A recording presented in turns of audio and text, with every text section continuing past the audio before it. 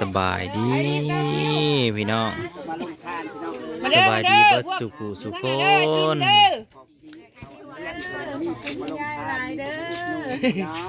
ขอบคุณคุณยายทางฝั่งไทยขึ้นเอาเครื่องดื่มไปแล้ว2 แก๊สพี่น้องมาหลับของทานก็ให้ลำรวยๆเลยจ้าพระเจ้าการใหญ่แม่เจ้าภาพก็อยากกินคือกันบ่นั่นน่ะมียายจอยกินนั่นแหละเราโอ้เต็มทางอยู่นั่นเบิดอีดอก3-4ตักใครมีจอกเล็กก็ใส่จอกเล็กโอ้ยเยอะลงมากินบ่ได้ข้างก็ใต้แข้งบ่หยอกด้วยพี่น้องเฮาน่ะบ่พอจ้องจอกมินี่บ่มาบ่มินี่เนาะมินี่เอ้ยมาเด้อมินี่ไอ้น้ำเต็มเงินเลยไอ้น้ำมันมาส่งก่อนเลยเห็นบ่พอไปไหนแต่จังมาใหม่กินแต่เด็กแต่ดื่นพี่น้องเลยกินไปแล้วจังขี้แซ่บนะปวดกัดเลยแม่กัดเลยแม่ยันเขียวฮักพี่น้องเลยคือบ่มีแบบขนมปังเนาะเอานิ้วบ่มาบักละเทนแจกไอติมมันเต็มโพดแล้วมันอันนี้เพิ่นแท้มานำจนเต็มทางมือแต่ได้ปากแล้วทั้งลมคือแข็งแห้ง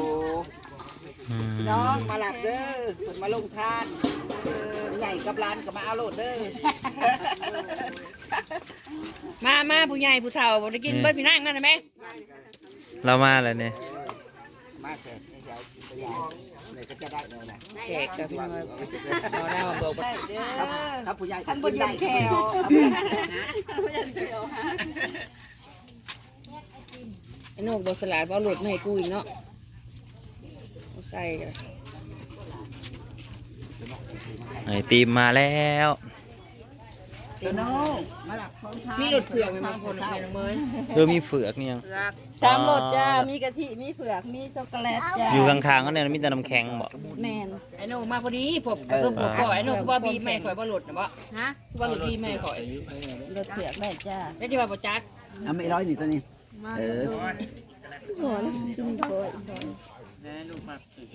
บ่นี่ใส่เผือกตัวใดตัวนี่จ้าสีบัวนี่บ่สอบเข่าเด้อกระสอบใส่นี่ยังเอาช็อกโกแลตให้ใช่ไหมช็อกโกแลตบ่เนี่ยมี3 โหลดเด้อโหลดทั้งแล้วก็โหลดหุ่นได้รสเล็กนะซาเล้งล่าพ่อพี่น้องผู้ใกล้ไผต้องการอยากกินของทานมาเด้อจ้ามาเด้อเป็นพวกกำลังเริ่มแจกขายดีขนาดแล้วเนาะขายดีโคตรจ้าจักบ่ขาดปาดบ่ถอยมีใจก็ตามไปเด้อมือที่สว่างนะมีคำว่าไปดิคำมันยาละลายยังอีแม่นะคมนะมี2 คมกับบ่ทอลาเด้อบอกให้ดำหน้าไปแล้วยังผักยังอีกซองข้าวห้องยังไงคนนี้เคี้ยวเลยแหละคนนี้กินได้เปล่าเดียวนี่มันแนวจะเดี๋ยวนึกจืดเลยมาจืดเด้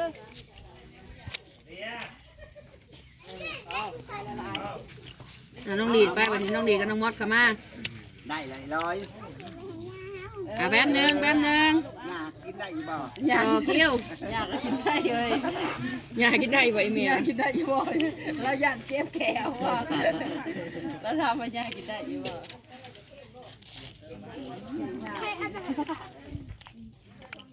ไปใหญ่แล้วลูกไม่ใหญ่ไปไม่ใหญ่ไอติมแม่น้องเมย์บ่ต้องห่วงว่าบ่แซ่บเยอะอย่าไปใหญ่หน่อยไม่ใช่ใหญ่นะ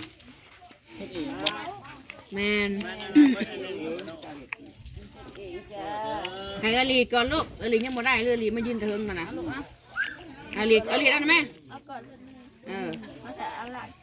ว้ายมันบ่ละลากได้เว้ยเบิดมือเขาบ่ายพระเจ้า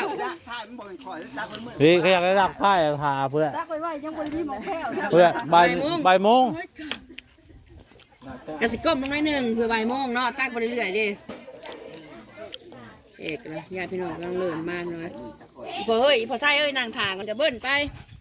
จ้ากินแล้วเลยปากกินแล้วเสียงหายหรอใจคูนนะจ๊ะเราให้เรากินเพื่อได้เผือกกระทังเอาเล่าโลดมันมาสั่งคนนั้นว่าพอดาวบริตักก็สิไปได้บ่พอจักได้สิเอาอีหยังไม่ข้าบริหูจักได้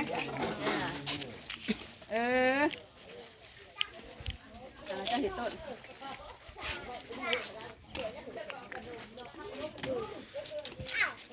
น่ะอีแม่ก็เบิดได้เด้ฮะ สำจีเรียพุ่นน่ะ2 อันพุ่นน่ะหมดจังอันละน่ะนี่มันใครน่ะลูกของแข็ง บ่แค้นจะได้ปากพอมันเต็มแห้งน่ะเลย เงินไปอีก100,000น่ะ เงินพ่อใหญ่อ่อยฝากไว้200,000บอก โอ้ยเอาไว้นะจ๊ะอันนั้นน่ะ ฝากไว้น้ำเฮา เอาไว้ถ้าเป็นเสียน่ะถ้าอยู่ได้น้อยเดี๋ยวเก็บ พ่อใหญ่อ่อยเอ้ยมันสิเฮียใส่ เอาคนอ่อยนี่คักเนาะมีแต่เฮีย เงิน เหียใจ เสียเงิน ได้เข้ามาในนี้เขาละจกโทรศัพท์ แล้วไผได้ เอาไผสิเอาเนาะบ่าย มาเร็วมาเร็วมาเร็ว ไผอีเนยนี่จะเก็บโอ้ยเนาะอีเนยมึงก็ได้แม่เอามาโอ้ ว่าแล้วน้องลืมแหลนใต้แหลนเหนือนั่นพ่อเลยบ่ดี พอหรือยังพอหรือยัง ขอกินแน่ อ้ายอ้าย ใส่เข้ามา กินของทาน เอาชวนๆเด้อของเจ๊ดิแล้วมักสวนนะสวนของคุณใหญ่จะดีวะนี่นะ แม่น ของคุณยายทางวังไทย เขาบ่ได้จะดีกินเด็กก็มี เมื่อคืนนี่ก็เครื่องดื่ม มีสุขภาพ เข้าไปอ้ายเข้าไปเพิ่มความหวาน ดีกว่าอยู่บ่เราอ่ะ บ่ให้มื้อได้ผมเจ้าของไอติมนี่ให้ตักให้เบิดมื้อได้แล้วนี่ เมาโตมาแล้วบ่ เอาโตให้เบิดแล้วก็จะเอาตะแกทั้งมาเลย ข้าวตักเลย เฮ็ดน้ำร้อนมันก็ร้อนน้ำโมก เออ เบิดบ่ อ่า นั่นเด้หมองมันสิเบิด ชีวิตลีได้โกนโดยบักหลายแล้วกันนะตักแค่นี้ก็แล้ว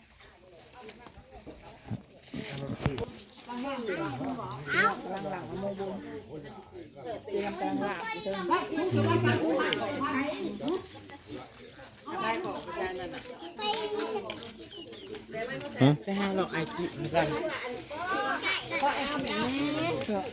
น้องสาวใหญ่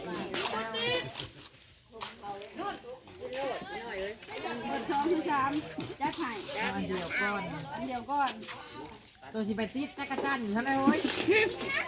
ที่ข้าวฝากนั่งก็ชอบปั่น ถ้าสิพากันไปติดจักรจันทร์บ่อนชายของกระตานี่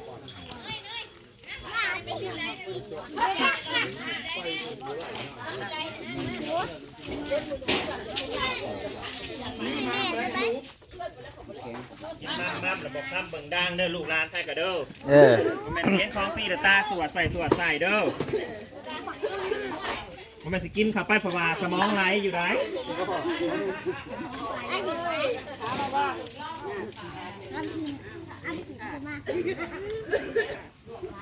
แม่คือการสมองไหลนะ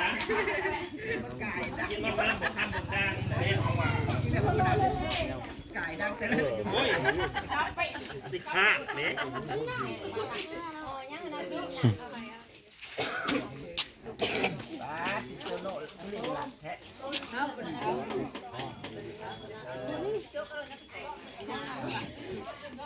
ถึกใจเด็กน้อยแล้วเด็กน้อยมั้งขากก่อนยางแล้วอ่ะมาแต่ที่จักรจันทร์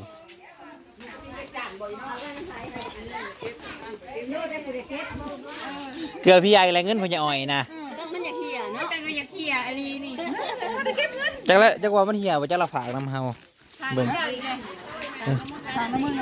เหี่ยวแล้วบ่จัก50,000เลยยังอยู่ บ่แม่นเนาะจ้ะ แล้วก็บ่มั่นใจเจ้าของเด้ไปฝากแล้วผู้อื่นยังสิเสียอีกอยู่หวยมันก็จะโหดนะโห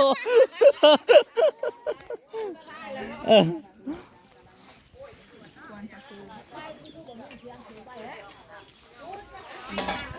เห็นเล่นล้างลายอยู่ห่มบกปุ๊ บ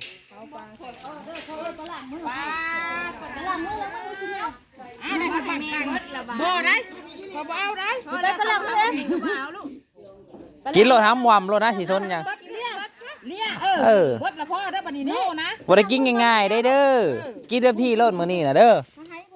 เต็มที่โลดกินจนสมองไหลเป็นย่อยๆพู ใหญ่ข้างนึงเนาะ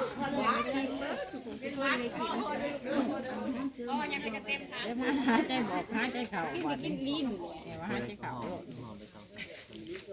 ไม่ต้องงานเห็นมันเดี๋ยวอะไรเข้ามาแล้วห่อแล้วพัดจะเอาอาชีพดีมากพัดแล้วผิดหวังยังไง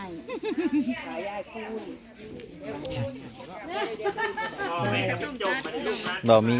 กวนซาคูไปน้องเอ้ยกวนซาคูโอ้โห ดีมากจนขี้กิน โอ้ย ยกลงรถกับท่าน สิโดดใช้อยู่ในรถโอ้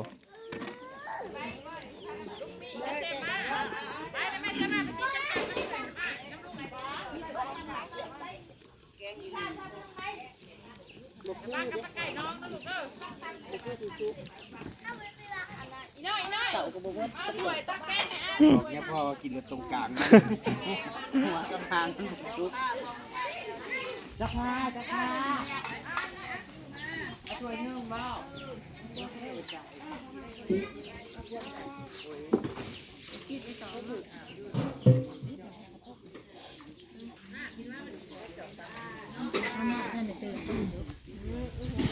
พูด9 โมงพูดละ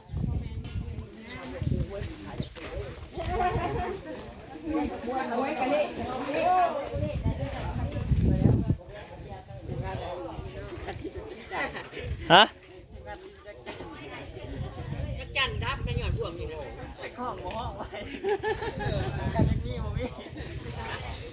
โอ้ว่าได้9 โตพูดได้ฮะแล้วก็จะมาตักโบเนียวเห็นอยู่จะจันตักโบเนียวแล้วก็ รถออกก็ไม่กี่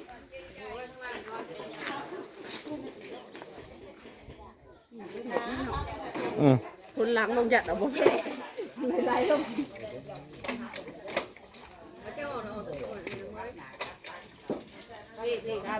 นี่ลงมีก็ได้แล้วมากกว่าทางหัวจ้า เล่าผู้บอกก็บอกบ่เห็นว่าซาเล้งเนาะเราก็ได้โอ้ยพอกันใหม่พี่น้องเอ้ยสบายดี ไป